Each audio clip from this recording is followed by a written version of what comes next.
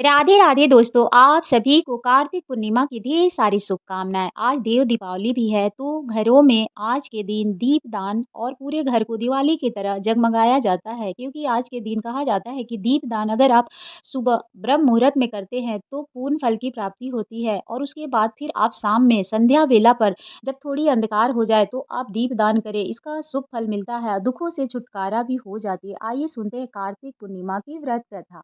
कार्तिक पूर्णिमा की ऐसे भी विशेष महत्व माना जाता है, क्योंकि साल की सबसे बड़ी पूर्णिमा कार्तिक पूर्णिमा कहलाती है। इस दिन व्रत करने से व्यक्ति को भगवान विष्णु का आशीर्वाद तो मिलता ही है, साथ में महादेव का भी आशीर्वाद प्राप्त हो जाता है। जो भी मनुष्य स्नान दान करने के बाद कथा का श्रवण करता है, दूसरे को भी सुनाता है, उसको सारे दुखों से छुटकारा मिल जाती है और वो नर्क में कभी भी वास नहीं करता है, सीधे वैकुंठ धाम में जाते हैं। तो कार्तिक पूर्णिमा के दिन आप 362 बाती की दीपदान अवश्य करें। चाहे आप शिवालय में जाके करें या फिर कृष्ण मंदिर में जाके करें, ना हो सके तो आप तुलसी माता के पास भी कर सकते हैं। आप कहीं भी तालाब या फिर नदी के पास भी कर सकते हैं। कहा जाता है दीपदान का बड़ा ही महत्व है। इस महीने में अगर दीपदान किया जाए तो पूरे हजारों वर्ष की कष्ट समझिए कट जाती है और मनुष्य का उद्धार ही होता है, उसको फिर से जन्म मरण से छुटकारा मिल जाती है, वो सीधे वैकुंठ धाम को जाते हैं। तो आइए सुनते हैं पावन व्रत कथा, पूर्णिमा में सुनी जाने वाली व्रत कथा। जब भगवान कार्तिकेय ने तारकासुर का व्रत किया था, उससे क्रोधित होकर तारकासुर के 3 पुत्रों ने देवताओं से बदला लेने का फैसला के नाम थे तारकाक्ष, कमलाक्ष और विदुनमाली। देवताओं का प्रज्वलित करने के लिए पहले तीनों ने तपस्या की और तपस्या के लिए जंगल में चले गए। उन्होंने हजारों वर्ष तक अत्यंत कठोर तप किया। उनके कठोर तप से ब्रह्मा जी प्रसन्न हुए और उनके सामने प्रकट हो गए, और ब्रह्मा जी ने तीनों से वरदान मांगने के लिए कहा। तीनों ने कहा कि ब्रह्मा जी, हमने आपको प्रसन्न करने के लिए कठोर तप किया है, आप हमें अमरता का वरदान दे।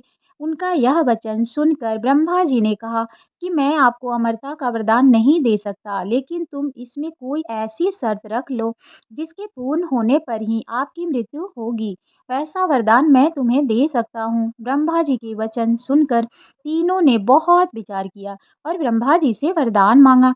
हे प्रभु, आप हमारे लिए तीनों तारों पर 3 नगरों का निर्माण करें।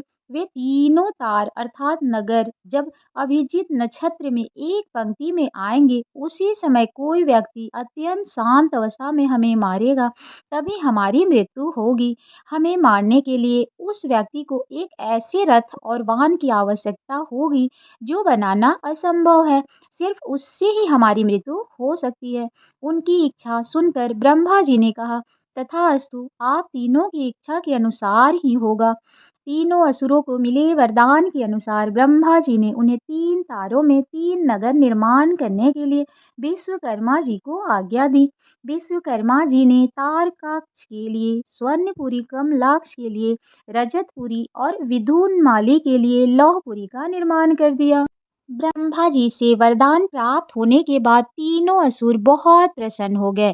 इसके बाद उन्होंने सभी लोकों में आतंक फैलाना शुरू कर दिया। इन तीनों असुरों को एक साथ त्रिपुरा कहा जाता था। त्रिपुरासुर कहाँ भी जाए, वहाँ ही लोगों और ऋषियों को सताने लगे। उन्होंने देवताओं को भी देवलोक से बाहर निकाल दिया। त्रिपुरासुर के आतंक से त्रस्त होकर उन्हें हराने के लिए सभी देवता एकत्र हुए। सभी ने अपनी सारा बल लगाया, परंतु त्रिपुरा को हराने में कामयाब नहीं हो पाए। अंत में सभी भगवान शिवजी के शरण में गए। देवताओं ने कैलाश पर्वत पर आकर शिवजी को पूरा वृतांत बताया। तब भगवान शंकर ने कहा कि आप सभी देवता मिलकर प्रयास करें। देवताओं ने कहा कि प्रभु, हम सभी ने मिलकर त्रिपुरासुर को वध करने का प्रयास किया, लेकिन हम कुछ नहीं कर पाए। हम आपकी शरण में आए हैं, आप ही हमारी रक्षा कर सकते हैं। तब शिवजी ने कहा कि मैं अपना आधा बल तुम्हें देता हूँ, इस बल की सहायता से प्रयास करके देखो। शिवजी ने अपना आधा बल देवताओं को दे दिया, लेकिन देवता शिवजी का आधा बल सहन ही नहीं कर पाए।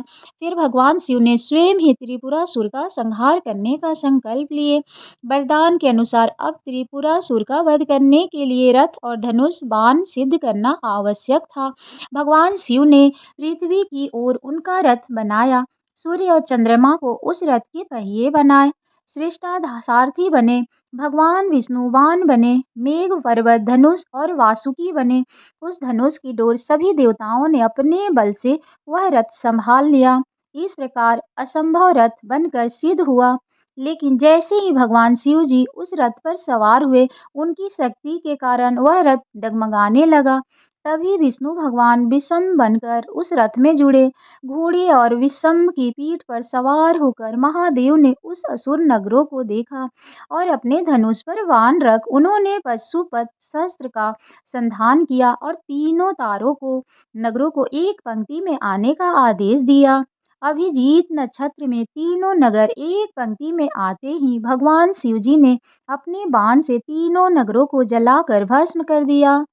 इससे तीनों असुरों का भी अंत हो गया। जिस दिन तीनों असुरों का वध हुआ, उस दिन कार्तिक पूर्णिमा थी। तभी से भगवान शिव जी त्रिपुरातक बन गए। त्रिपुरांत का अंत है तीनों पैरों का अर्थात नगरों का अंत करने वाला भगवान विष्णु ने ही भगवान शिव को यह नाम दिया था।